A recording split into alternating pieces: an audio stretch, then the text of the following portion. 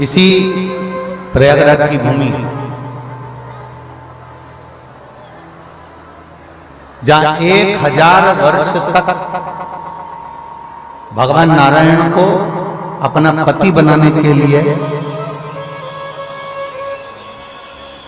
माता यमुना ने घोर तप किया, केवल नारायण को पति बनाने के लिए।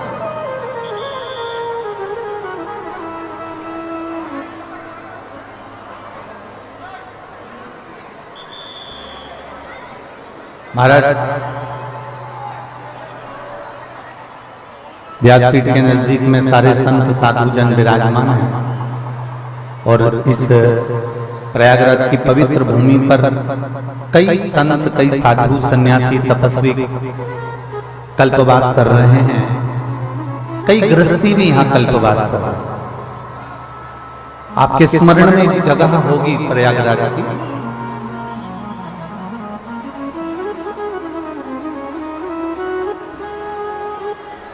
ऐसा तप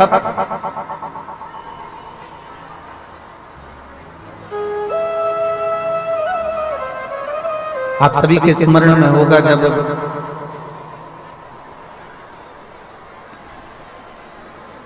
भगवान वामन का अवतार हुआ और वामन भगवान का जब अवतार हुआ तो 3 नदियां प्रकट हुई वामन अवतार के समय में। कथा पर जरा ध्यान देंगे तो बड़ा आप लोगों जिस भाव से आए हो इतने बरस से पानी में, इतना पानी के अंदर आप लोग बहुत देर से, जमीन भी गीली है, ऊपर से भी पानी बूंद बूंद टपक रहा है, बारिश हो रही है, पर आप इतना तप करे हो ना तो थोड़ा सा तप और कर कर अपनी पुण्याई को इकट्ठा कर और थोड़ा सा एकाग्र।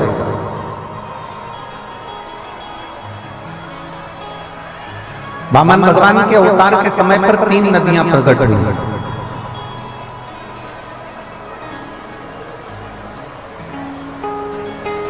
और उसमें से 2 पवित्र नदियां यहां पर हैं। जो 3 नदियां प्रकट हुई उसमें से 2 नदी यहां पर हैं। जब राजा बलि के दरवाजे पर वामन भगवान भिक्षा मांगने के लिए गए और राजा बलि ने वामन भगवान को संकल्प छोड़ दिया, तब विष्णु पुराण कह रही है, कूर्म पुराण कह रही है, नारद पुराण वर्णन करती है और ब्रह्म वैवर्त पुराण कहती है। तब भगवान वामन ने, जिनका शरीर 84 अंगुष्ठ के बराबर था,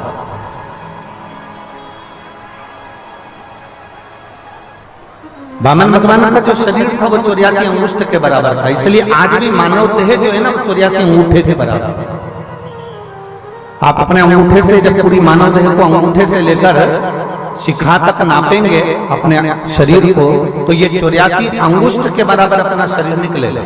आप कितने बड़े, पर अपने हाथ की अगर अंगूठे से नापेंगे तो 84 अंगुष्ठ के बराबर ये शरीर अपना प्राप्त होगा। तो वामन भगवान 84 अंगुष्ठ का शरीर धारण कर कर, छोटा सा रूप धारण कर कर, एक हाथ में छत्र, एक हाथ में कमंडल, कुशा का आसन बाजू में, और भिक्षा लेने के लिए राजा बलि के दरवाजे पर खड़े हुए। राजन भिक्षाम दे, राजन भिक्षाम दे। बहुत छोटा सा रूप रखकर भिक्षा मांगने के लिए परमात्मा खड़े हैं। और आप सभी को मालूम होगा कि किसके दरवाजे से भिक्षा मांग रहे हैं? जम के बोलो जरा।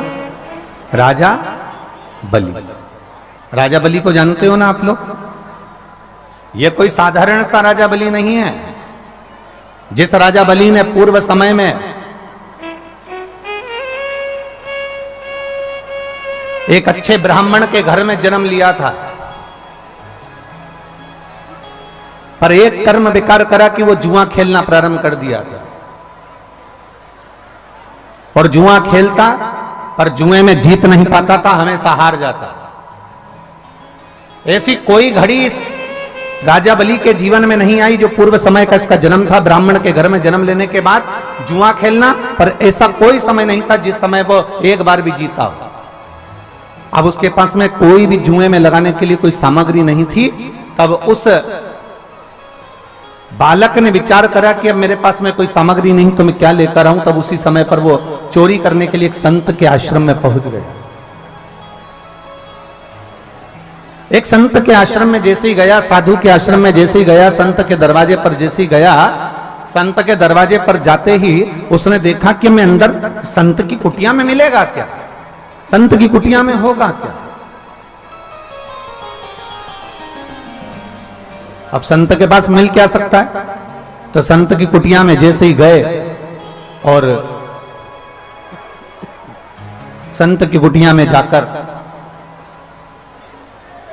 तुरंत उन्होंने देखा कि यहां से क्या सामान मुझे प्राप्त हो सकता है। तो देखा तो एक कमंडल संत का रखा हुआ था, एक आसन संत का रखा हुआ था, एक छत्र संत का रखा हुआ था। बाहर आवाज नहीं जा रही है। एक संत का कमंडल रखा हुआ है, एक छत्र रखा हुआ है, एक आसन रखा हुआ है, पादुका रखी हुई है।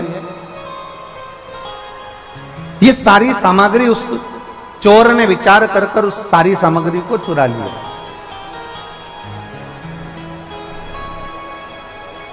और चोर चोरी कर कर वो सामग्री को लेकर जुए में बैठ गए।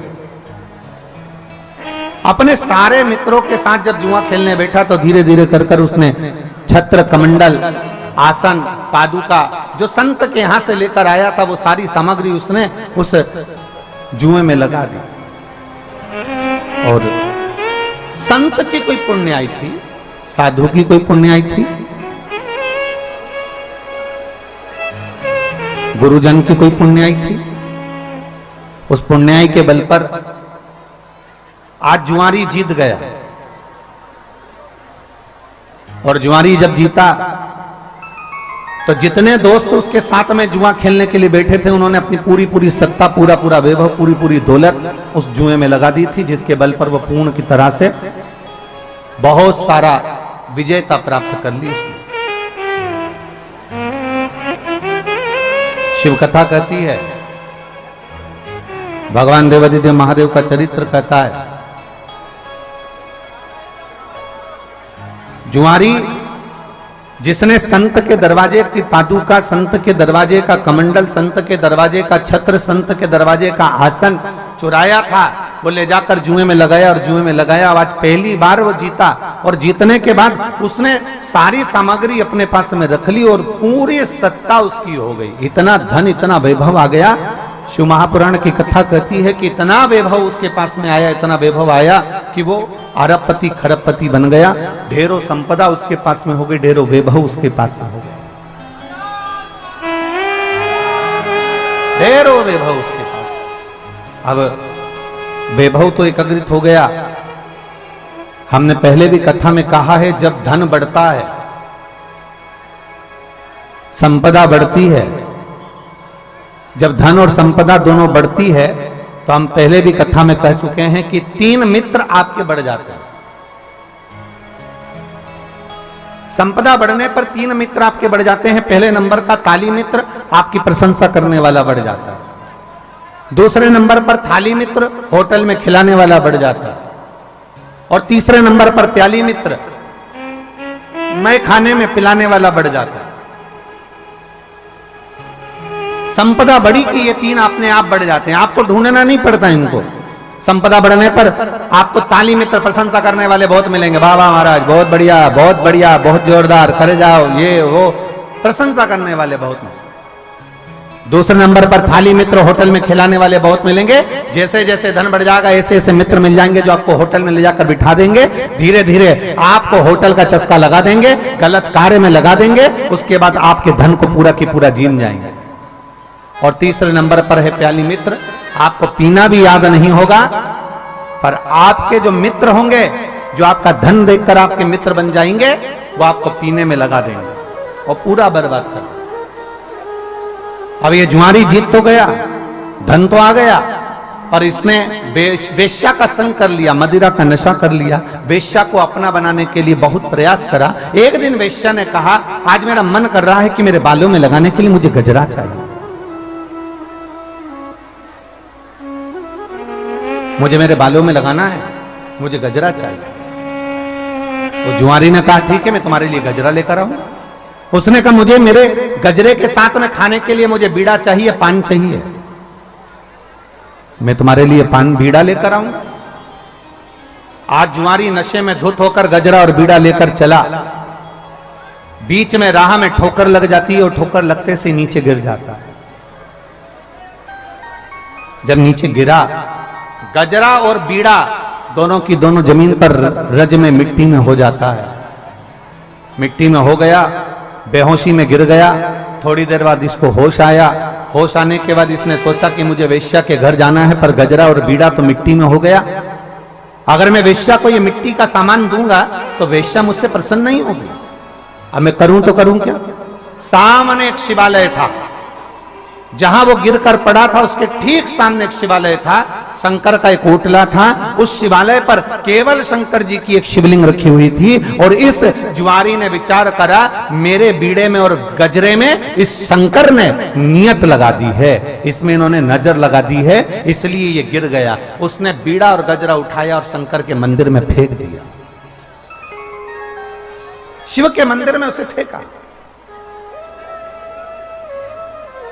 महाराज, शिव के मंदिर में जब गजरा और बीड़ा फेंका, चले गया।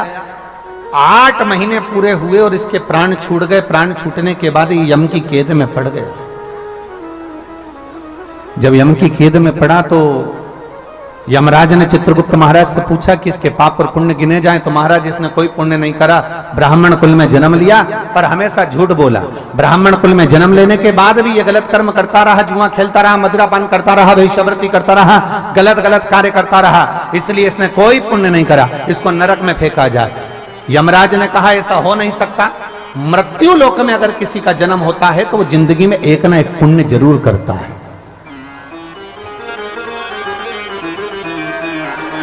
कोई संसार में ऐसा जन्मा नहीं है, कोई संसार में ऐसा नहीं जन्मा जिसने मृत्यु लोक में जन्म लेने के बाद कोई पुण्य नहीं करा। इसने जरूर कोई पुण्य करा होगा। जरा देखो कि पुण्य करा तो करा कौन सा पुण्य किया। तब धर्मराज ने कहा, चित्रगुप्त महाराज फिर से ध्यान लगाओ। चित्रगुप्त महाराज ने फिर अपने पोथी पाने खोले तो ध्यान दिया, इसने एक पुण्य करा था, शंकर जी के मंदिर में गजरा और पान शंकर जी के मंदिर में दिया था। इतने में पास में खड़े हुए गुप्तचरों ने कहा, दिया नहीं था, वो तो वेश्या के घर लेकर जा रहा था और वो मिट्टी में हो गया था तो उसको शंकर जी के मंदिर में फेंक दिया। धर्मराज ने कहा, नशे में था, चाहता तो गजरा और बीड़ा नल्ली में फेंकता, गटर में फेंकता, खड्डे में फेंकता, रोड पर फेंकता, पर नशे में भी इसको शंकर का मंदिर याद था। इसलिए एक काम करो, जितने कदम चलकर ये गजरा और बीड़ा लेकर शिवजी के मंदिर में पहुंचा है, उतने समय के लिए कदम गिने जाएं और उतने समय के लिए इसको इंद्र का राजपाट दे दिया जाए। उतने समय के लिए इसको इंद्र का सिंहासन दे दिया जाए। वो जुआरी को इंद्र का सिंहासन दिया गया। जुआरी बैठ तो गया, पर जुआरी को लगा कि मैंने थोड़ी सी देर शंकर भगवान के मंदिर में केवल एक गजरा और बीड़ा दिया था तो मुझे इंद्र का सिंहासन मिला है। इस सिंहासन का उपयोग करना है मुझे, मैंने दान किया, उसका फल मुझे मिला। तब उस जुआरी ने विचार करा, इंद्र के सिंहासन पर बैठकर ताली बजाकर अप्सराओं को बुलाया, दान कर दिया, ऐरावत को बुलाया, दान कर दिया। जितना इंद्र के राज्य में, राजकोष में जितना वैभव था, सारे के सारा ले जाकर दान कर दिया। जैसे दान करा, 14 घड़ी के बाद में वो जुआरी नीचे उतर गया। इंद्र वापिस अपनी कुर्सी पर बैठ गए। जब इंद्र अपनी कुर्सी पर बैठे, उन्होंने अप्सराओं को बुलाया तो अप्सरा नहीं आती, ऐरावत को बुलाया तो ऐरावत नहीं आता, राजकोष देखा तो पूरा खाली था। इंद्र दौड़कर भगवान नारायण के पास पहुंचे, श्री हरि के पास पहुंचकर कहा, बाबा बड़ा गजब करा, इस जुआरी ने तो मुझे बर्बाद कर दिया, मेरे राजकोष को पूरा नष्ट कर दिया, सब कुछ दान कर दिया। भगवान नारायण ने कहा, रे इंद्र, तो इतने सालों से कुर्सी पर बैठा था, जो तू नहीं कर पाया इतने सालों में, वो 14 घड़ी बैठकर अपनी कुर्सी का सदुपयोग कर कर सब कुछ अच्छा कर कर चले गया। सही सत्ताधारी, सही कुर्सीधारी ऐसा ही होता है, जब अपनी कुर्सी पर बैठता है तो अपने देश और प्रदेश को बचाने का ही प्रयास करता है। सही सत्ताधारी होगा, वो बचाने का प्रयास करेगा। हमने कल कथा में एक बात कही थी, आप लोगों के स्मरण में होगी, कि कुर्सी मिल जाए, पद मिल जाए, प्रतिष्ठा मिल जाए, आप अच्छे ओहदे पर पहुंच जाएं, तो सबसे ज्यादा जरूरी होती है आपकी नम्रता, आपकी विनम्रता, बहुत जरूरी।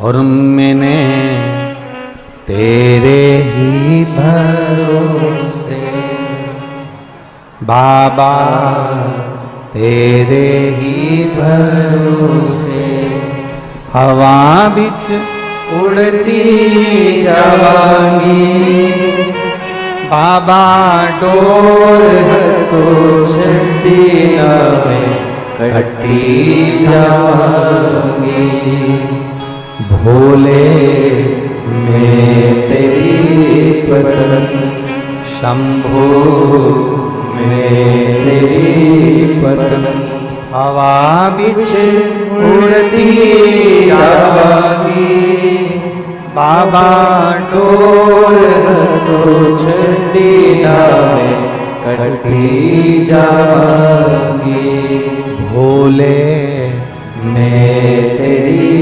पत्नी। स्वयं धर्मराज कह रहे हैं, स्वयं धर्मराज कह रहे हैं कि इसने जितने कदम शिव के मंदिर तक ये गया है, जितने कदम चलकर ये शिवालय तक पहुंचा है, उतने कदम के लिए, उतने क्षण के लिए, उतनी घड़ी के लिए, उतने पल के लिए इसको इंद्र का सिंहासन दे दिया।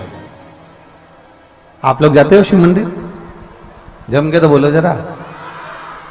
आप सब अगर शिव मंदिर जाते हो तो जरा विचार करिएगा, वो जुआरी 14 कदम चलकर शिव मंदिर तक गया तो 14 घड़ी के लिए उसको इंद्र का सिंहासन दे दिया।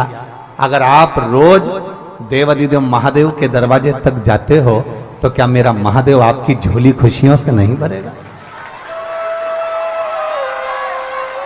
आप रोज जाते हो, तेरे मंदिर में आना मेरा काम है और मेरी बिगड़ी बनाना। अगर हम उसके दरवाजे तक जा रहे हैं तो वो क्यों ना हमारे संभाले।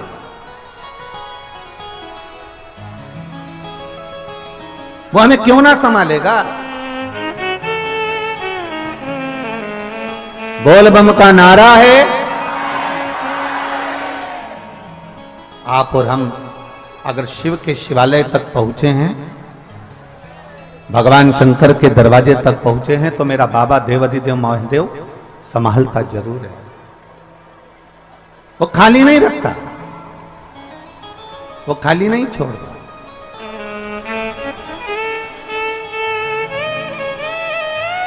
तेरे दरबार की बाबा निराली शान देखी है, तेरे दरबार की बाबा निराली शान देखी है, तुझे देते नहीं देखा, हर झोली भरी देखी है, मुख दुनिया मोड़ेगी,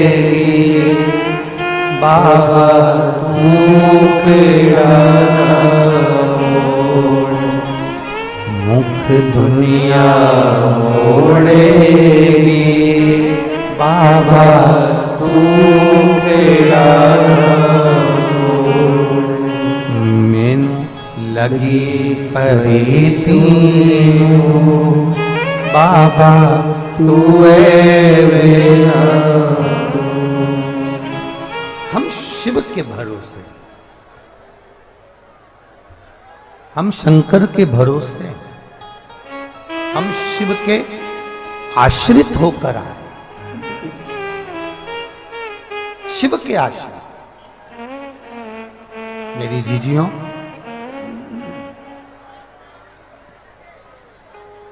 मेरे जीजाओं, मेरी दीदियों,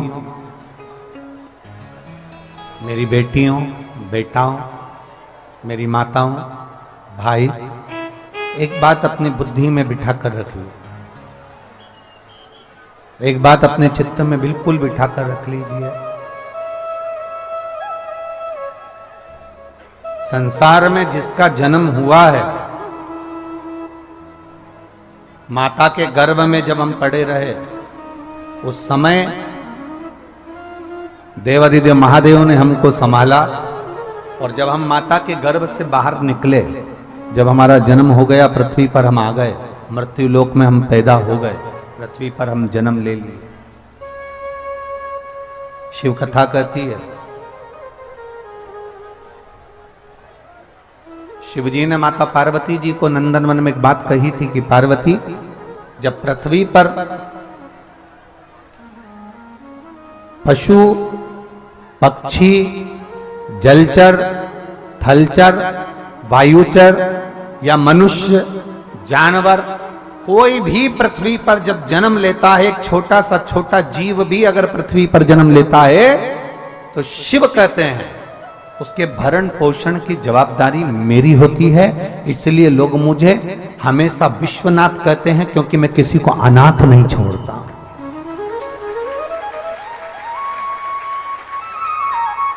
मैं किसी को अनाथ नहीं छोड़ता, लोग मुझे विश्वनाथ कहते हैं, क्योंकि मैंने दुनिया में किसी को अनाथ नहीं छोड़ा। कई माताएं कह देती, गुरुजी हम अकेले हैं, हमारा कोई नहीं, हम बड़े दुखी हैं, भगवान हम तो अकेले रह गए। और कोई कहता है हमारे माता चली गई, कोई कहता पिता चले गया, कोई कहता ये गया, कोई कहे वो गया, हम अनाथ हो गए। ना ना, जब तक काशी में विश्वनाथ बैठा है, तब तक पूरी भारत की भूमि पर कोई अनाथ नहीं हो सकता। भारत की भूमि पर कोई अनाथ नहीं हो सकता जब तक काशी में, जम के बोलो जरा, काशी में विश्वनाथ, तब तक कोई वो बैठा है, मेरा डमरूधारी, मेरा त्रिकालदर्शी, मेरा कैलाशी, मेरा विनाशी, मेरा शिव, वो बैठा है।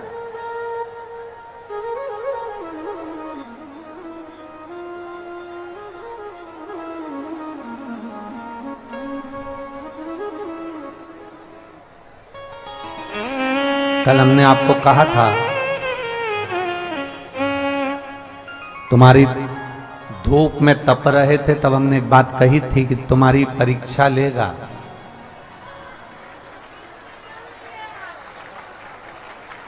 परीक्षा लेगा। और आप लोगों ने जो कथा प्रयागराज की भूमि पर सुनी है ना, त्रिवेणी संगम पर, वो भी शिव जी की 2 दिवसीय शिव चर्चा, तो हमने कहा था उसको ईर्ष्या हो रही है।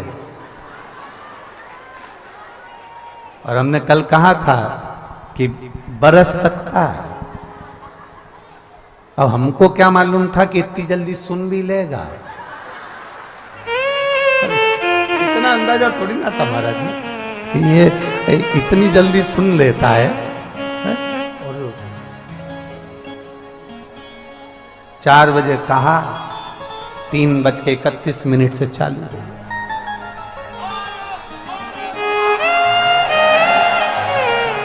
बोल बम का नारा है। पर एक बात कहें आप लोगों से, ए प्रयागराज वाले, तुम भी गजब के हो रहे, पक्का?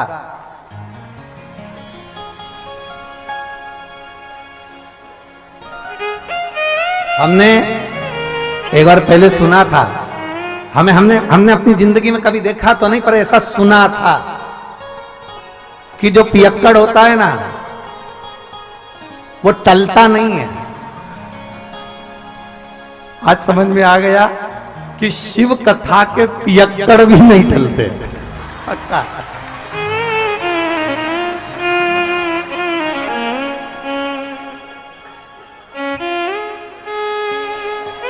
प्रशासन के अधिकारी कह रहे थे कि आज बहुत पानी गिरा है, अब गुरुजी नहीं आएंगे हो, तो इन सब से कह दिया जाए कि ये सब अपने घर जाए। तो इतने में कोई ने कहा आप कह दो कि जाओ, पर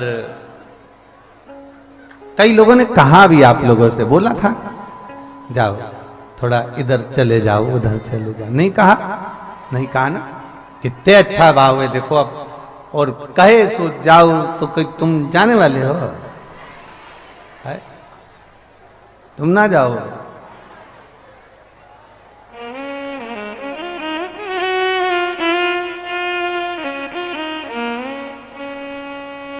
इंद्रदेव को भी समझ में आ गई है फालतू टैंकर ढोलने से कोई मतलब नहीं। काहे टैंकर ढोलो है? कोई इंद्रदेव को भी समझ में आ गई कि अपना भैया काहे को अपना पानी बिगाड़ो। गंगा जी के घाट पर बैठे हैं, इनको कोई फर्क नहीं पड़ने वाला है, ये ऑलरेडी गीले हैं, ऊपर से और गीला करके क्या करना अपने को। तो उन्होंने तुरंत वरुण देव गरुण देव सबको आमंत्रित कर कर कह दिया आप थोड़ा शांति बरत लो, ये बड़े बहुत ऊंचे क्वालिटी के पियक्कड़ है, ये नहीं टलेंगे। और बस हम तो इतना सा कहेंगे आपसे, आप जैसे प्रयागराज की भूमि पर इतना पानी गिरने के बाद भी किसी के कहने से आप टले नहीं हो, उसी तरह आपके घर के नजदीक में, आपके घर के पास में जो शिवालय हो वहां एक लोटा जल रोज चढ़ाओ, भगवान भी तुम्हारे दरवाजे पर कभी टलेगा नहीं, तुम्हारे दरवाजे पर आएगा, जब खड़ा रहे ओए तुम्हारे दरवाजे। आज आप लोगों की तप साधना देखकर हमको बहुत बहुत अच्छा लगा, क्योंकि इस प्रयागराज की भूमि पर केवल आप गीले होकर तप साधना नहीं करे हो, आप धूप में बैठकर तप साधना नहीं करे हो, आप ठंड में बैठकर तप साधना नहीं करे हो। इस प्रयागराज की भूमि पर जो हमने दर्शन किया, जो हमारे पुराणों ने बताया, जो हमारे शास्त्रों ने बताया, वो जुआरी ने शिव जी के मंदिर में एक गजरा और बीड़ा पटका था, तो भगवान नारायण ने आकर उस जुआरी के सामने कह दिया था कि तूने ऐसा दान करा कि मेरा मन करता है कि मैं तेरे दरवाजे पर भिक्षा मांगने आऊंगा। पृथ्वी पर तू राजा बलि बनेगा और मैं तेरे दरवाजे पर वामन भगवान बनकर भिक्षा मांगूंगा। मैं स्वयं तेरे दरवाजे पर आकर भिक्षा मांगूंगा, तू साधारण नहीं है। राजा बलि बना दिया, दरवाजे पर भिक्षा मांगने वामन भगवान पहुंच गए। जब भिक्षा मांगने के लिए पहुंचे तो पृथ्वी को नापते समय 3 चरण भगवान ने उठाना प्रयास किया, और पृथ्वी नापी एक में, दूजे में आकाश। जब नापने के लिए जैसे ही चरण उठाने लगे तो उनका चरण जब पताल में गया, पताल में जाते से उनके पांव के नख से भूमि खरोची, और खरोचने से एक नदी प्रकट हो गई जो कालिंदगिरी पर्वत पर जाकर प्रगटी, जिसका नाम यमुना हुआ। कौन सी नदी थी? यमुना। वो यमुना कालिंदगिरी पर्वत पर प्रकट हो गई, पर यमुना ने सबसे पहले कालिंदगिरी पर्वत पर प्रकट होने से पहले यमुना सबसे पहले गौलोक धाम में गई, और गौलोक धाम में जाकर कालिंदगिरी बाबा को नमन कर कर कहती है मुझे एक बार गौलोक धाम जाना है। तो गौलोक धाम में जाकर तुम करोगी क्या यमुना? यमुना जी कहती है मुझे केवल जिस परमात्मा ने मुझे पृथ्वी पर प्रकट करा, जिस परमात्मा के चरण के नख से मैं प्रकट हुई हूं, उस परमात्मा का मुझे दर्शन करना। यमुना गौलोक धाम? हाँ प्रभु, गौलोक धाम। यमुना जी सीधे गोलोक धाम पर गई, तो गोलोक धाम पर जाकर यमुना जी क्या देखती हैं कि मां भगवान कृष्ण राधा जी के संग में विराजमान है। भगवान कृष्ण राधा जी के साथ विराजमान,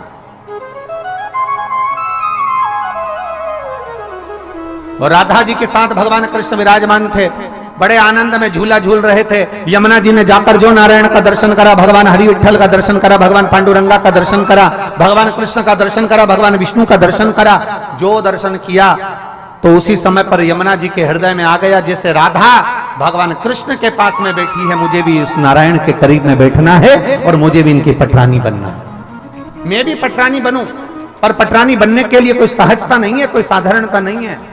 शिव महापुराण की कथा कहती है भगवान के करीब में जाने के लिए दुनिया तरसती है, पर भगवान अपने करीब में उसी को बुलाता है जिसको उसे दूसरी बार जन्म नहीं देना होता, अपना बना लेना होता। दुनिया तरसती है। आप जैसे कथा में आए हो ना, ऐसे ढेर ना जाने कितने लोग विचार करते होंगे हम प्रयागराज की कथा होगी ना हम जाएंगे, हम पक्का जाएंगे। मालूम पड़ा निकलने वाले थे बुखार आ गया।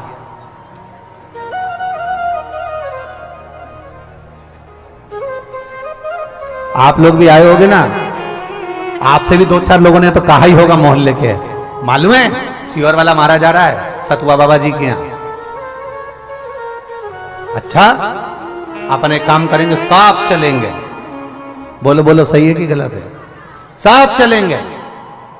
ग्रुप बना था 15 लोगों का, आए 5, 10 कहां गए? घर रह गए।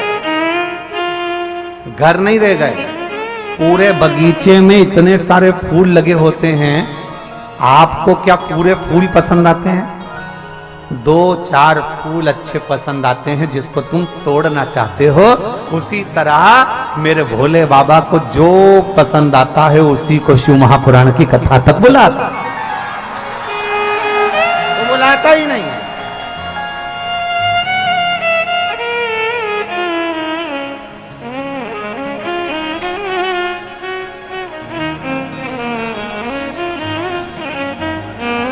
मेरा शंभू बुलाता ही नहीं, बुलाएगा उसी को जो उसको पसंद आए। आप अगर यहां बैठे हो, कथा के पंडाल में बैठे हो, कथा के मंडप में बैठे हो, आप अगर प्रयागराज की पवित्र धरा पर बैठकर शिव महापुराण की कथा सुन रहे हो, और जितने लोग आस्था चैनल पर टीवी के माध्यम से, मोबाइल के माध्यम से, यूट्यूब फेसबुक के माध्यम से, जितने इस विश्व में सभी सनातनी जिस पवित्र शिव महापुराण की कथा को माघ मेले से श्रवण कर रहे हैं 2 दिवसीय कथा को, आप समझ कर बैठना कि आप भगवान शंकर के पूर्व से रिश्तेदार थे और अब पक्के रिश्तेदार बन चुके हो। अब पक्के रिश्तेदार, इसलिए सारी समस्या का हल। और वो 1 लोटा दे।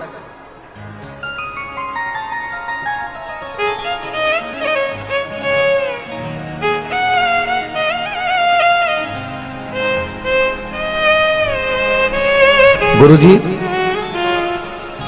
मेरा बेटा साहिल सिंह जो कि 16 साल का है,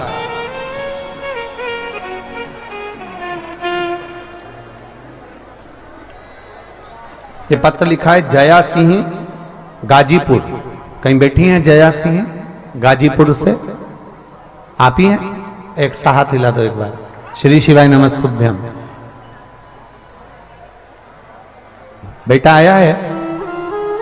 लिया इसको, लिया। गुरुजी, मेरा बेटा साहिल सिंह जो कि 16 साल का है, उसके गले में गांठ हो गई थी।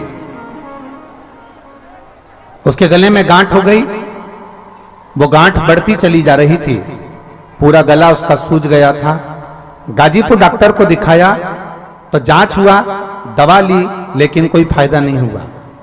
फिर हम उस बेटे को लेकर बनारस के लिए चले गए और बनारस में दिखाई, वहां भी बहुत सारी जांच हुई, दवा लेकर घर आए, पर आराम नहीं लगा। 2 साल हो गए, दवाइयां पर दवाइयां चलती रही, पर गांठ ठीक नहीं हुई। बाबा, हम क्या वर्णन करें। वापिस जब हम बनारस डॉक्टर को दिखाने के लिए गए तो डॉक्टर ने कहा इसका ऑपरेशन होगा, गठान निकालना पड़ेगी, और ये गठान बहुत बड़ी हो गई है जो जांच के लिए जाएगी। गठान को ऑपरेशन द्वारा निकाला जाएगा। अब हम ऑपरेशन की सुनकर बड़े दुखी हो गए कि इतना दिन हो गया दवाई लेते लेते, पर ठीक नहीं हुई, और ऑपरेशन का डॉक्टर कह दिए हैं और ऑपरेशन होना है इसका। अब करे तो करे क्या। और डॉक्टर ने कह दिया ये ऑपरेशन कोई साधारण नहीं है, हो सकता है कि इसके गले से गठान निकलेगी तो इसकी आवाज भी जा सकती है, और ये गठान जब जांच के लिए जाएगी तो मालूम पड़े कि कोई बड़ी बीमारी हो सकती है, क्योंकि ये गठान साधारण नहीं है। तब गुरुदेव, हम करते तो करते क्या, आप कहते हो सारी समस्या का हल एक लोटा जल। हम शिव जी के मंदिर जाना चालू कर दिए। पहले हम मंदिर नहीं जाते थे गुरुदेव, हम शिव को इतना नहीं मानते थे। हमने मंदिर जाना प्रारंभ करा, एक लोटा जल चढ़ाना प्रारंभ करा, बेलपत्र खिलाना प्रारंभ करा। जब प्रारंभ करा तो गठान में थोड़ा सा अंतर आया, सूजन खत्म हुई पर गठान खत्म नहीं हुई। तब हम वापिस डॉक्टर को दिखाने के लिए गए तो डॉक्टर कहे सूजन तो चली गई है पर गठान नहीं गई, ये गठान तो अभी भी इसके गले में है, इसका ऑपरेशन जल्दी से जल्दी करना। हम बनारस से वापिस आ गए, सीहोर गए, सीहोर जाकर वहां से रुद्राक्ष लेकर आ गए, उसको तांबे के कलश में गलाते, शिव जी को चढ़ाते, अवधूतेश्वर महादेव के नाम से उस पानी को पिला देते। शिव जी के मंदिर जाते, जल चढ़ाकर उस पानी को पिला देते। शंकर जी के मंदिर जाते, एक बेलपत्र लाकर इस बच्चे को खिला देते। हम बाबा का क्या धन्यवाद दें। बाबा, बाबा तो बाबा है, उसने ऐसी कृपा कर दी, मेरे बेटे की गले की गठान पूरी गला दी और आज मेरा बेटा पूरी तरह से ठीक है, उसको ऑपरेशन की जरूरत नहीं पड़ी। बाबा, मेरे बेटे के गले की पूरी गठान गल गई और ऑपरेशन की जरूरत नहीं पड़ी है। बाबा, मैं बाबा इस पवित्र धरा पर मैं सतुआ बाबा जी को धन्यवाद देती हूं, प्रणाम करती हूं, दंडवत करती हूं। हमको आपने बाबा जी से मिला दिया, ये शिव कृपा, ये उदारता, ये शंकर की कृपा। बाबा, आज मेरा 16 साल का बेटा वापिस ठीक हो गया, मैं बाबा को नमन करने के लिए आई हूं, ये शिव है। एक लाइन और इन्होंने अच्छी लिखी है,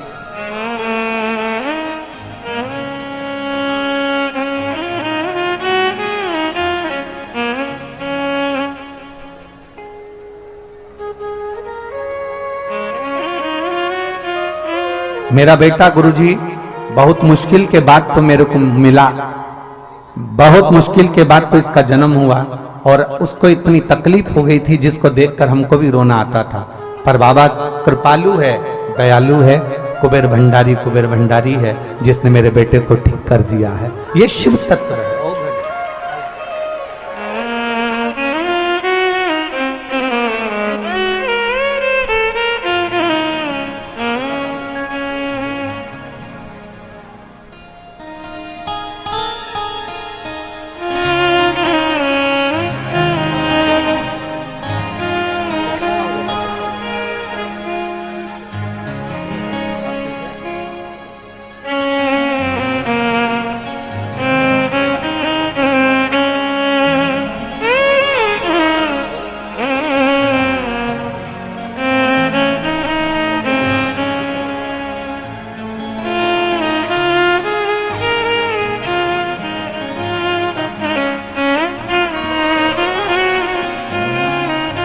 माता कह रही हैं उनकी इतनी बड़ी गठान हो गई थी, बिस्तर पर पड़ा रहता था पर उठता नहीं था।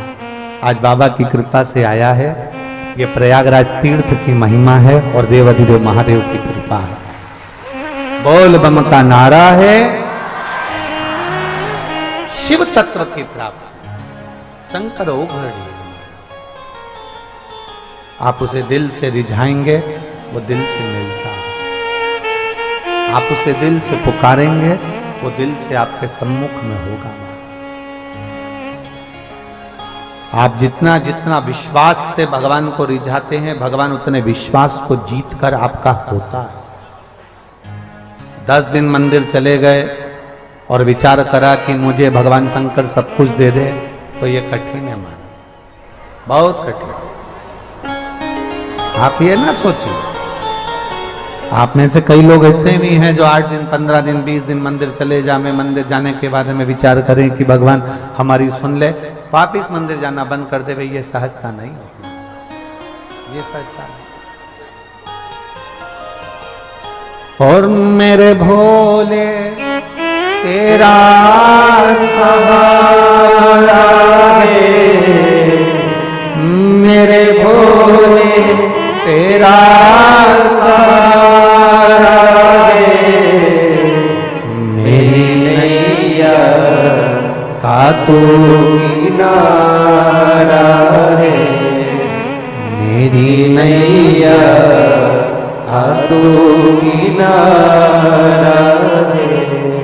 मेरे बाबा तुझे पुकारा है मेरे बाबा, तुझे पुकारा है मेरी नैया हाथों किनारा है मेरी नैया हाथों किनारा है। आप आए हो प्रयागराज की धरा पर बैठे हो, आप आए पहले भी होगे प्रयागराज की भूमि पर, ऐसा नहीं होगे कि आप पहले नहीं आए होगे।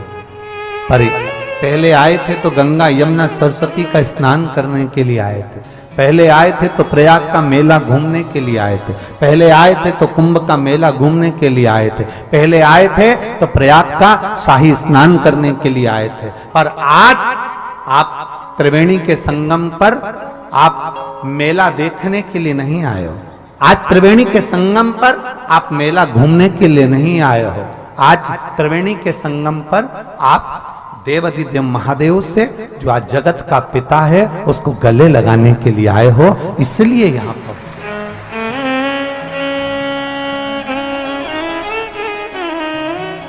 हम आज त्रिवेणी के संगम पर पहले आए। ऐसा कोई नहीं होगा जो पहले ना आया हो। 8 बार 10 बार 14 बार 15 बार 2 बार 1 बार पहले आ चुके होंगे, संतों की टोलियों का दर्शन भी किया होगा, आए भी होंगे, मना नहीं। पर प्रयागराज की भूमि पर बैठकर अगर बाबा देवादिदेव महादेव की कथा सुन रहे हो तो ये मानकर चलना कि शिव तत्व को प्राप्त करा है आपने, आप भगवान शंकर के होने और शंकर को अपना बनाने के लिए आए, शिव के होने और शंकर को अपना बनाने के मिलता नहीं है बोले ना, इतनी सहजता में इतनी सरलता में उसकी कृपा नहीं होती। आज हम एक बात आप लोगों को बताना चाहेंगे, हमने सतुआ बाबा जी को भी ये बात नहीं बताई। जब हम अयोध्या में राम मंदिर के प्राण प्रतिष्ठा महोत्सव में पहुंचे, बहुत भीड़ थी और संत बहुत विद्वान विद्वान बड़े बड़े संत थे, बहुत विद्वान विद्वान संत, जो बहुत पुराने संत और बहुत प्रसिद्धि प्रांत संत वहां पर थे। हम आशीष को बोले कि अपन आ तो गए हैं अयोध्या में, राम जी की प्राण प्रतिष्ठा भी होगी, एलईडी में अपने को दर्शन होगा, पर बड़े बड़े संतों को दर्शन हो जाएगा, अपन तो बहुत पीछे के हैं, अपने को कहां इतना दर्शन हो पाएगा। तब हम महादेव से कहे, हमने कहा बाबा अब तुम्हारे ऊपर है, और आप मानेंगे नहीं, जैसे ही प्राण प्रतिष्ठा महोत्सव में पहुंचे सतुआ बाबा जी हाथ पकड़कर हमको आगे बिठा दिया। और दूसरा, ऐसी राम जी की कृपा हुई कि राम जी का ही स्वरूप, राम जी के ही कृपा पात्र, जो पूरे विश्व में राम कथा को अपनी जिंदगी में अनमोल मोती के रूप में प्रदान करते रहे, परम पूज्य मुरारी बापू जी, जिन्होंने संपूर्ण देश विदेश में एक रतन के रूप में राम कथा को दिया। आप मानेंगे नहीं, थोड़ी देर में बापू ने हमारा हाथ पकड़ा और हाथ पकड़कर हमको राम मंदिर में ले जाकर राम जी का दर्शन उनके साथ में करा दिया। ऐसा लग रहा था जैसे स्वयं राम जी ने राम जी को आदेश दे दिया और राम जी हाथ पकड़कर महाराज जी ले जाकर राम जी का दर्शन करा दिए। ऐसा सुंदर दर्शन हमको कराया। तो आप अभी बैठे थे तो आपके अंदाजे में दिल में आया होगा इतना पानी गिर रहा है, कैसे कथा सुनेंगे, कैसे कथा सुनेंगे। आप जब पक्के हो जाते हो ना तो परमात्मा को भी तुम्हारे लिए सोचना पड़ता है, अगर मैं पानी गिराऊंगा तो ये उठने वाली नहीं है। परमात्मा को भी सोचना पड़ता है कि दिन भर बरसाऊंगा चलेगा, दिन भर गरजूंगा चलेगा, बिजली चमकेगी, बादल गरजेगा, सब कुछ होगा, पर शिव कथा चले उस समय पर परमात्मा को भी सोचना पड़ता है कि कम से कम 1 घंटा 1.5 घंटा आधा घंटा तो पानी बंद कर दूं जिसमें ये भगवान की कथा को श्रवण कर सके। तो परमात्मा भी सोच बरसे। और हम तो हम प्रयागराज की भूमि पर बैठे हैं तो हम तो कहेंगे आप लोगों से, इस प्रयागराज की धरा पर हमारे भोलेनाथ जी बड़े प्रेम से कहते हैं पार्वती जी से, पार्वती सुनो, लोग कहते हैं शंकर के मंदिर में सावन में क्यों जाना चाहिए, लोग कहते हैं शिव जी के मंदिर सावन में लोटा भर के जल क्यों चढ़ाना चाहिए, दुनिया के लोग कहते हैं सावन के महीने में इतना पानी गिरता है तो शंकर के मंदिर में जाना क्यों जरूरी होता है। शिव जी पार्वती से कहते हैं, सुनो पार्वती,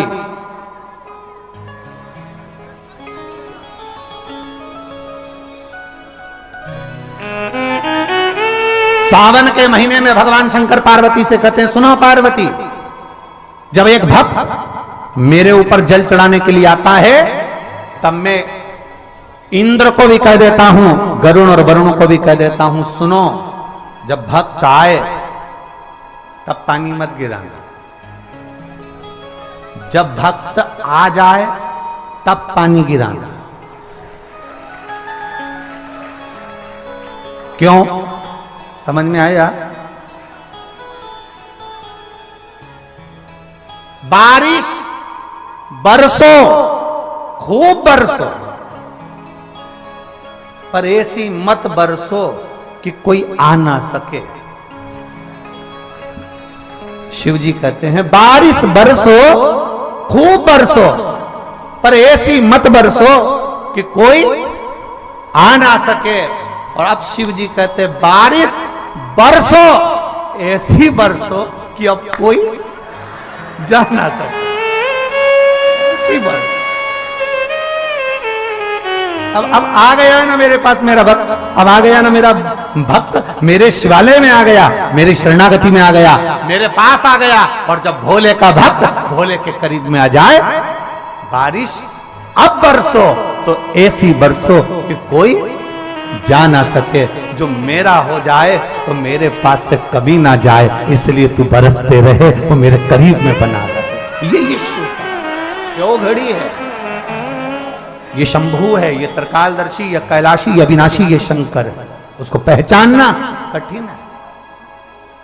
यमुना मैया गई,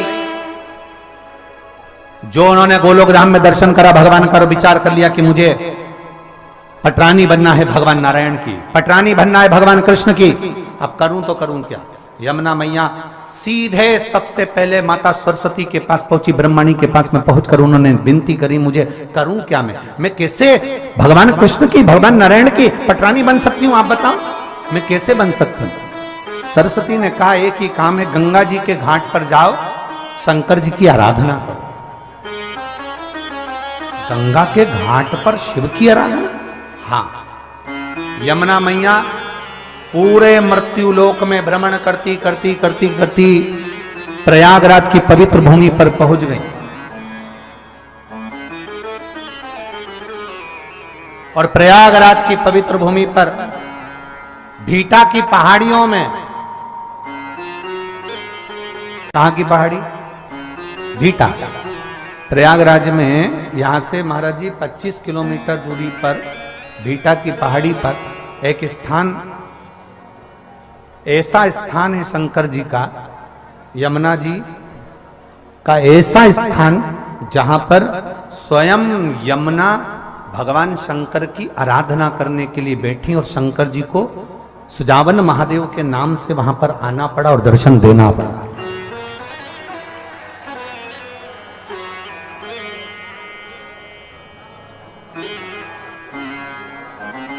क्या बोलते हैं उसको, गुप्तेश्वर महादेव, भीटा की पहाड़ी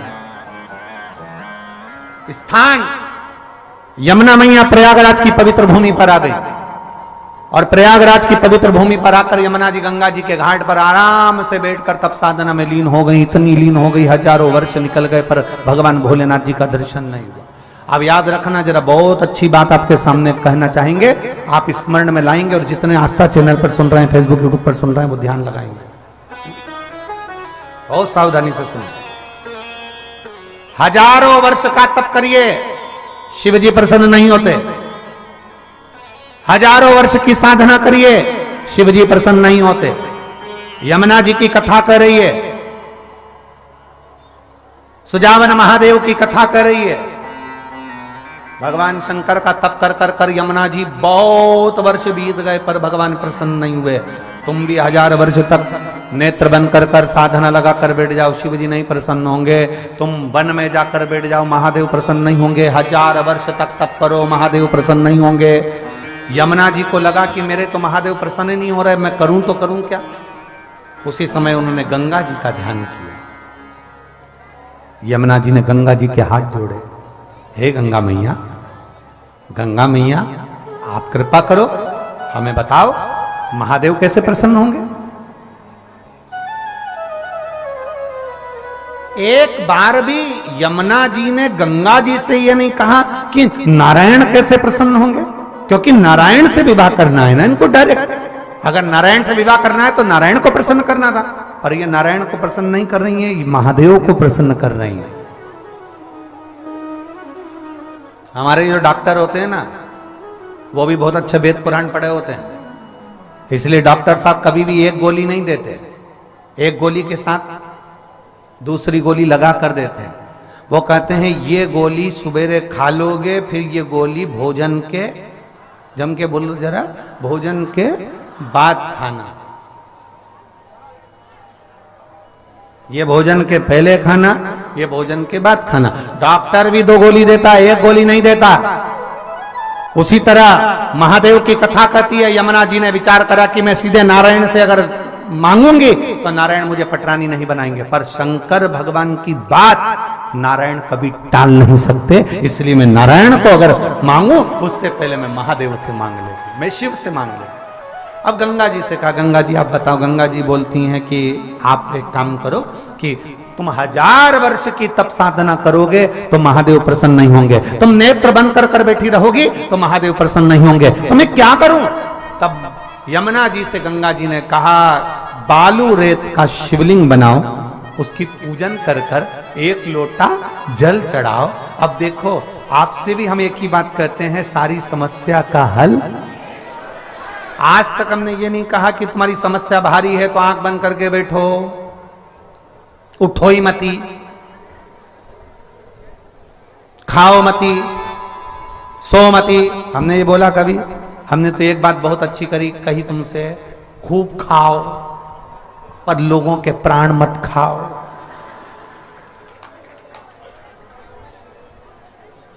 हम कभी मना करें तुम?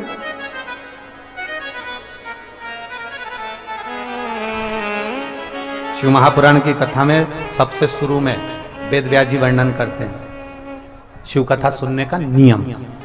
शिव कथा सुनने का नियम मालूम है तुमको? शिव कथा सुनने का नियम वेदव्यास जी लिखते हैं, एक समय फलहार करो, शिव महापुराण की कथा पूरी सुनो। एक समय फलहार, फरियाल नहीं बोला, क्या बोला है? फलहार। अब ये तो वेदव्यास जी ने कहा दिया, अब हमारे तरफ से सुन लो। एक समय का फलहार करो, शिव महापुराण कथा सुनो। नहीं बन सके तो एक समय फलहार करके दूसरे समय फरियाल करो। फरियाल समझ गए? साबूदाने की खिचड़ी, चिप्स, पापड़, आलू का हलवा, आधा किलो पपीता, 1 किलो सेवफल, 2 दर्जन केला, रात्रि को सोने के पहले 1 लोटा भर के दूध, उसमें भी मखाने की पीस के डाल के बादाम, फिर खा के फुल एनर्जी, फिर सो। अब उन्होंने तो कहा कि एक समय फलहार करो, शिव महापुराण की कथा सुनो, और हम कहते हैं एक समय फलहार करो, दूसरे समय फरियाल करो, पर शिव महापुराण की कथा जरूर सुनो। और इतने में काम नहीं चले तो एक समय फरियाल करो, दूसरे समय भोजन करो, पर शिव पुराण जरूर सुनो। सुनो नहीं, जरूर सुनो। इतने में काम ना चले तो दोनों समय भोजन करो और शिव पुराण जरूर सुनो। और इतने में काम नहीं चले तो डब्बा लेके कथा में चलो। महाराज नहीं देखे तब महाराज जी एक कथा कह रहे को कोई बता, हम गाड़ी में कौन से महाराज जी का वर्णन कर?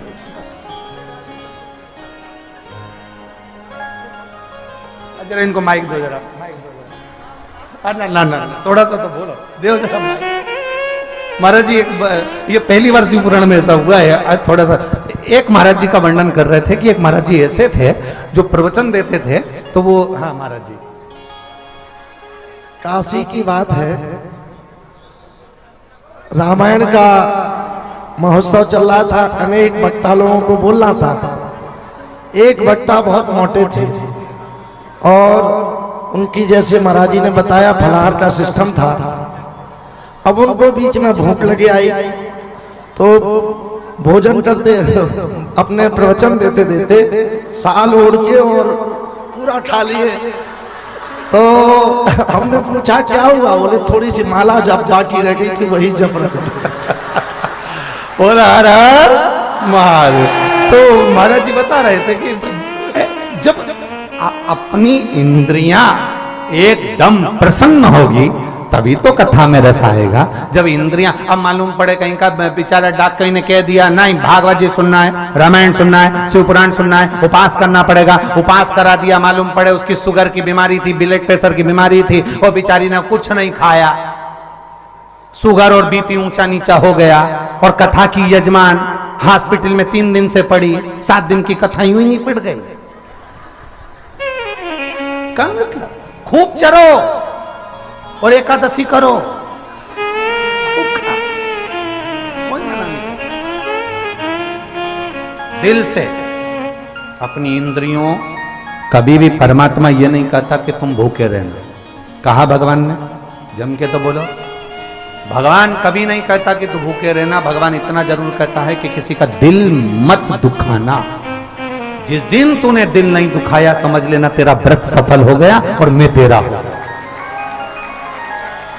मैं तेरा। अब मालूम पड़े आप किसी का दिल दुखा दो और रहे रहे। एक बार की बात है महाराज जी,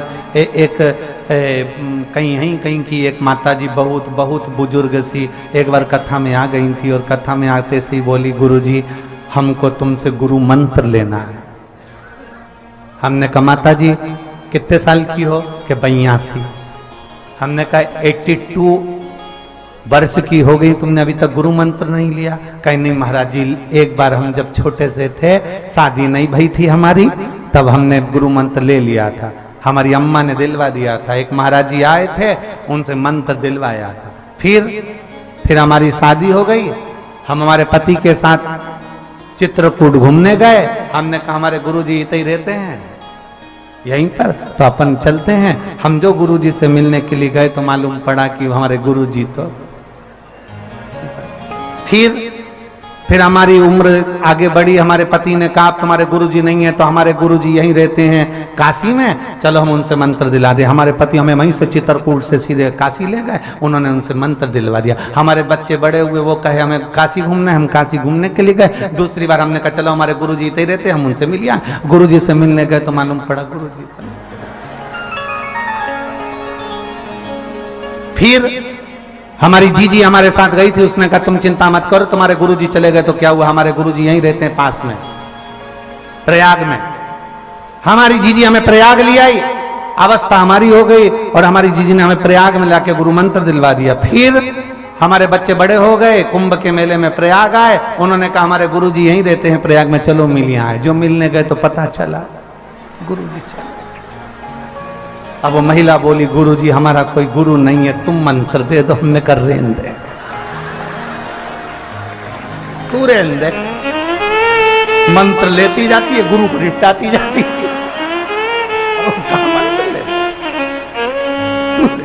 तेरा हाथ जोड़ो, रेन दे। प्रयाग तक स्थिर है, सीहोर तक नहीं। बढ़िया तो यही। अरे बोल बम का नारा है।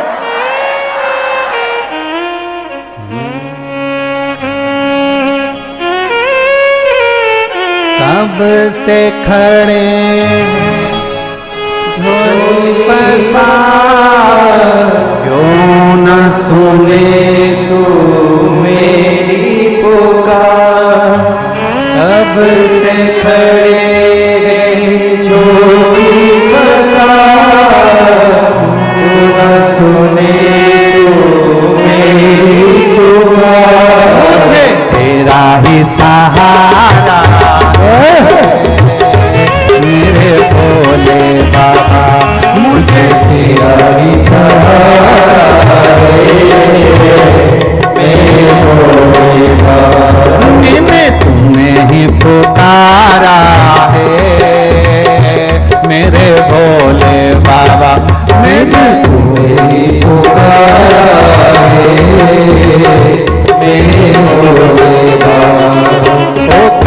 से खड़े हैं जोली पसार, क्यों न सुने मेरी पुकार। तब से खड़े हैं जोली पसार, क्यों सुने मेरी पुकार।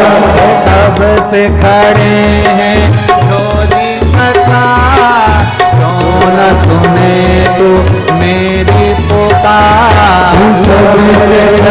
वेश है मंगल मंगलकारी,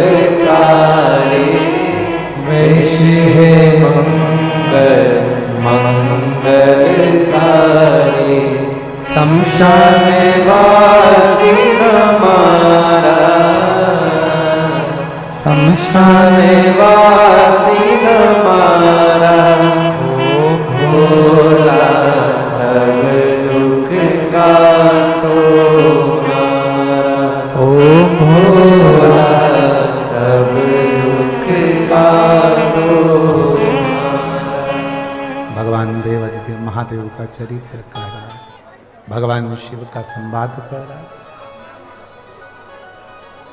आप यमुना मैया भगवान की तप साधना करने के लिए बैठे, खूब तप किया है यमुना जी, खूब तप किया। अरे आखिरी में गंगा जी ने कहा कि यमुना तुम एक काम करो, बालू रेत का शिवलिंग बनाओ, उसकी पूजन।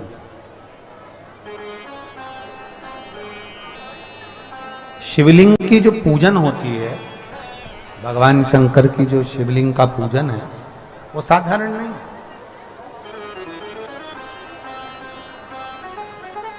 दो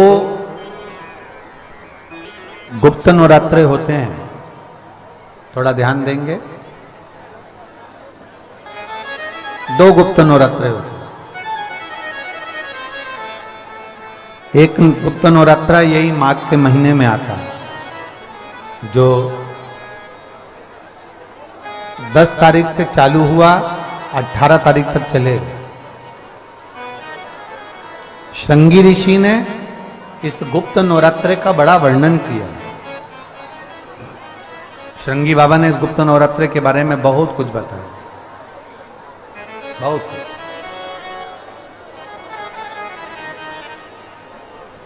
श्रृंगी बाबा गुप्त नवरात्रे के लिए कहते हैं कि अगर इस गुप्त नवरात्रे के अंतर्गत 9 लाल फूल,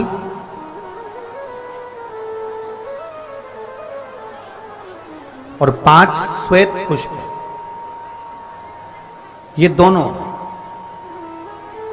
लोग कहते हैं गुप्त नवरात्रे में हम देवी की आराधना करें, गुप्त नवरात्रे में हम भगवान की आराधना करें, पर शिव महापुराण की कथा कर रही है, भगवान शंकर का चरित्र कथा है। अगर आपने देवी भागवत का स्मरण किया हो, या भगवान शिव की एक पवित्र आनंदमय कथा स्कंद पुराण के काशी खंड में अगर सुनी हो, या उसमें भी नहीं पढ़ पाए हो, तो श्रृंगी ऋषि के चरित्र में आता है। श्रृंगी बाबा ने वर्णन किया है कि किसी भी स्थान पर, किसी भी स्थान पर यदि हमारे घर में 2 शिवलिंग है, नहीं है, तो किसी अपने घर के गमले में, बगीचे में 2 पार्थिव लिंग का निर्माण करें। 2 पार्थिव लिंग, उसमें एक शिवजी का स्मरण करें और एक में माता पार्वती जी का स्मरण। देवादिदेव महादेव के 2 स्वरूप, 2 लिंग प्रकट कर कर, एक पर 9 पुष्प लाल और एक पर श्वेत पुष्प 5 समर्पित करें, बाबा की आराधना करें, घी का दीप लगाएं, पूजन करें, और बाद में उन शिवलिंग को, उन पुष्पों को विसर्जन कर किसी भी नदी में, तालाब में, बावड़ी में अगर वहां नहीं विसर्जन कर सकते हैं तो किसी वृक्ष के नीचे उनका विसर्जन कर दे। पर ये नवरात्रे, ये जो गुप्त नवरात्रे हैं, इस माघ महीने में जो गुप्त नवरात्रे आती है, इसी के अंतर्गत इसका पूजन है। एक बार हमने पहले वर्णन किया था, जिसके यहाँ संतान नहीं होती उसके लिए भी पहले जो आषाढ़ के महीने में जो गुप्त नवरात्रे आते हैं उसका स्मरण कराया था, और इसका एक पत्र यहां पर भी है।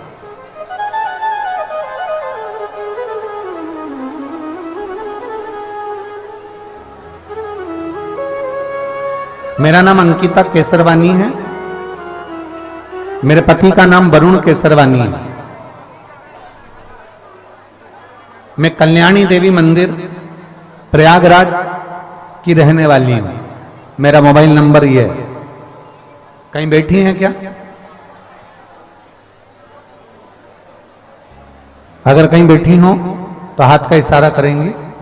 मेरा नाम अंकिता केसरवानी है, मेरे पति का नाम वरुण केसरवानी है। मैं कल्याणी देवी मंदिर प्रयागराज की रहने वाली हूं। कहीं बैठी हो तो इशारा कर सकती हैं हाथ का, अगर कहीं बैठी हो तो। बैठी हैं? बच्चे आए हैं क्या साथ में? लिया लिया लिया। मेरा नाम अंकिता केसरवानी है, मेरे पति का नाम वरुण केसरवानी है। मैं कल्याणी देवी मंदिर प्रयागराज की रहने वाली हूँ। मेरा मोबाइल नंबर यह है। मैं एक लोटे जल का क्या वर्णन करूं?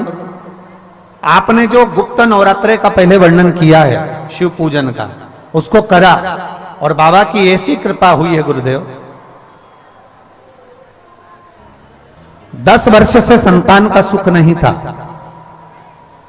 और जब 10 वर्ष से संतान का सुख नहीं, सारे डॉक्टरों से इलाज करवाया, बीच में गर्भ भी ठहरा पर बच्चे नहीं रहे। सारे डॉक्टरों से इलाज करवाया और संतान का सुख नहीं आया। तब आपने सफेद आंकड़े की जड़ का प्रयोग करने का तुमरुकेश्वर महादेव जी का नाम से वर्णन किया, वो हमने किया। और बाबा का पशुपतिनाथ का व्रत भी हमने किया।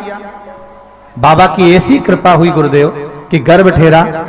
और आप कहते हो देवता देते हैं पल्ला झाड़कर और महादेव देता है छप्पर फाड़कर।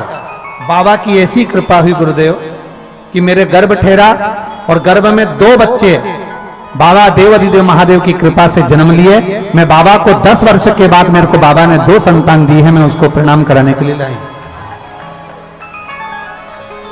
गुरुदेव,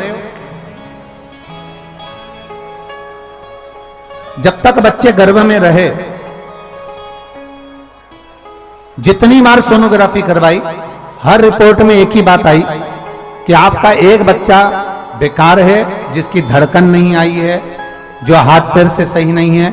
पर मैं बाबा पर भरोसा करती थी, शिव जी पे चढ़ा हुआ जल पीती थी और शंकर भगवान की बेलपत्री का सेवन करती थी। आज बाबा को धन्यवाद देने आई हूं कि मेरे दोनों बच्चे बाबा की कृपा से पूर्ण तरह से स्वस्थ हैं और बाबा ने उन दोनों बच्चों को मुझे दिया है। ये शिव कृपा है, ये उदारता। और तेरी कृपा बिना न हिले एक भी अणु, लेते श्वास तेरी कृपा से तनु तनु। बखान क्या करूं मैं, राखोगे ढेर का, चपटी बहुत मेरे खजाना कुबेर का। हे गंगाधर मुक्ति द्वार ओमकार तू, भोले ओमकार तू। आयो शरण तिहारी शंभु भारतार। बखान क्या करूं मैं, राखोगे ढेर का, चपटी बहुत मेरे खजाना कुबेर का। हे गंगाधर मुक्ति द्वार ओमकार तू, भोले ओमकार पुकार तो आयो शरण तिहारी शंभु तार तार। ये शिव है, ओघड़ी है शिव, त्रिकालदर्शी है शिव, कैलाशी है, ओघड़दानी है, कैलाशी अविनाशी है शिव। शिव तत्व का है। आप जिस भाव से आप भगवान को रिझाते हो, भगवान उस भाव से अपने भक्तों के करीब पहुंचता है। भक्तों के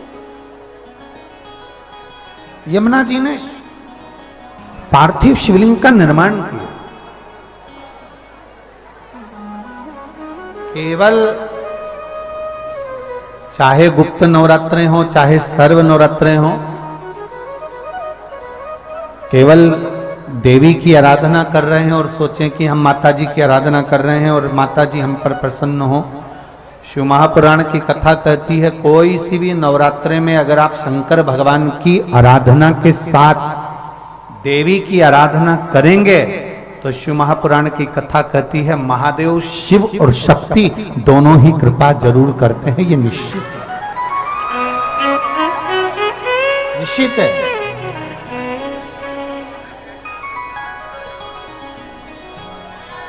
केवल एक शिव की आराधना कर लेना या शक्ति की आराधना कर लेना,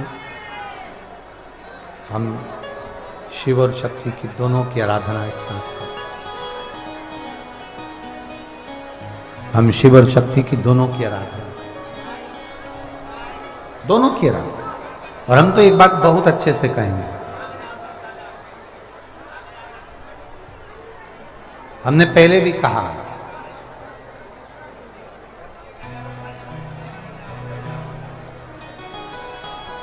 धन आने से रहने का तरीका, खाने पीने का तरीका, गाड़ी बंगले का तरीका,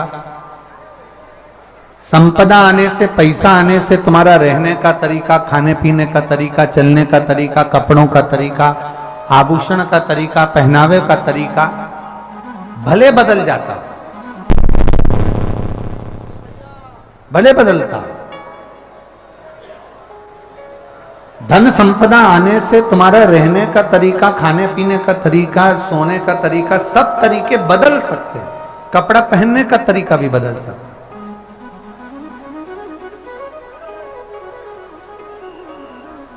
पर शिव महापुराण की कथा कहती है, धन कपड़ा बदल देगा, घर बदल देगा, गाड़ी बदल देगा, पहनावा बदल देगा, भोजन बदल देगा, तुम्हारी सत्ता बदल देगा, पर धन तुम्हारी सोच नहीं बदल सकता। शिव महापुराण की कथा कहती है, सोच तो तुम्हारी भगवान की पुराण, शास्त्र, वेद या संत या सदगुरु की शरणागति में बैठने पर ही बदलती है। ऐसे सोच बदल ही नहीं सकती। आपकी और हमारी सोच बदलना है तो संतों की शरणागति में जाना है।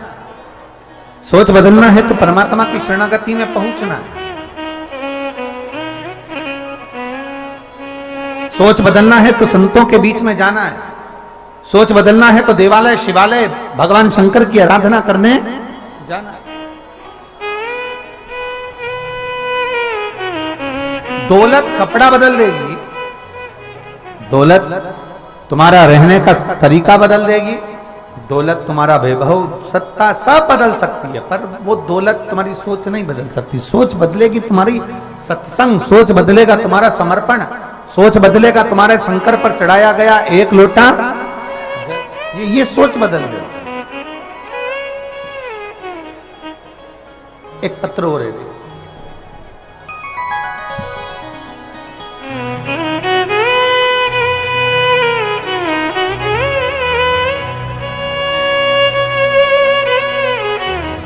मेरा नाम रश्मि मिश्रा है, मैं कानपुर सर्वेदीय नगर में रहती हूँ। कहीं बैठी हो तो हाथ हिला सकती हैं। अगर कहीं बैठी हो मेरा नाम रश्मि मिश्रा है। मैं कानपुर में सर्वदीय नगर में रहती हूँ। मेरा मोबाइल नंबर ये है। कहीं बैठी हो तो हाथ हिला सकती हैं, कहीं बैठी हो तो इस तरह से दोनों हाथ वो हिला सकती हैं। रश्मि मिश्रा, रश्मि मिश्रा, सर्वदीय नगर कानपुर में रहती हूँ। गुरुजी, आप लोग पत्र एलईडी के माध्यम से और टीवी चैनल के माध्यम से भी पढ़ सकते हैं। मेरा नाम रश्मि मिश्रा है। मैं कानपुर में सर्वदीय नगर में रहती हूं। गुरुजी, मेरे पेट में अक्सर दर्द रहता था जिसको मैं ध्यान नहीं दे पाती थी, लेकिन कुछ समय बाद काफी तेज होने से दर्द, फिर जांच कराई तो पता चला कि मेरे पेट में 8-8 किलो की 2 गठान हो गई। जब 8-8 किलो की 2 ट्यूमर हो गई हैं जिसका ऑपरेशन होना जरूरी है, और पेट में कैंसर भी निकला है। गुरुदेव, जब जांच कराई मेरी हालत खराब हो गई। मैं आपके बताए हुए सारे उपाय प्रतिदिन शिव मंदिर के अंदर जाकर करने लगे। 1 लोटा जल चढ़ाती, शिव जी को बेलपत्र लाती, पाती। गुरुदेव, 8-8 किलो की 2 गठाने थी ट्यूमर की, और कैंसर भी हो गया था। आज मैं बाबा को धन्यवाद देने के लिए आई हूं कि बाबा का मैं क्या गुणगान करूं। गुरुदेव, जब मैंने बेलपत्र खाना चालू करा, शिवजी पे चढ़ा हुआ पानी पीना प्रारंभ करा, आज मैं पूरी तरह से स्वस्थ हो चुकी हूं, और मैं बाबा की कृपा से इस कथा के पंडाल में बैठी हूं। मैं ये शिव तत्व है, शंभु। कहीं बैठी हो तो हाथ हिला सकती हूं। अच्छा, वो 2 बच्चे लिया। रश्मि मिश्रा अगर कहीं बैठी हो तो हाथ हिला सकती हैं। कानपुर सर्वोदय नगर में रहती हूँ, कानपुर। ये 2 बच्चे जो देवाधिदेव महादेव ने छप्पर फाड़ कर दिए हैं।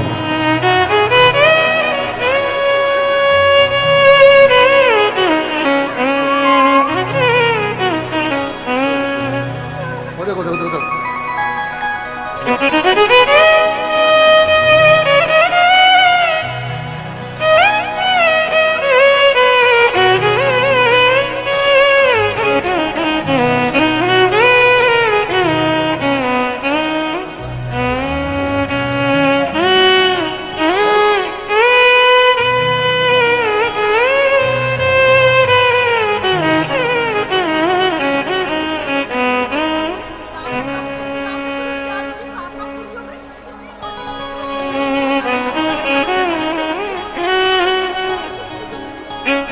दस वर्ष के बाद बच्चे दिए हैं बाबा ने, और वो भी 2 दिए हैं, बेटा बेटी। यही बाबा की कृपा है, यही।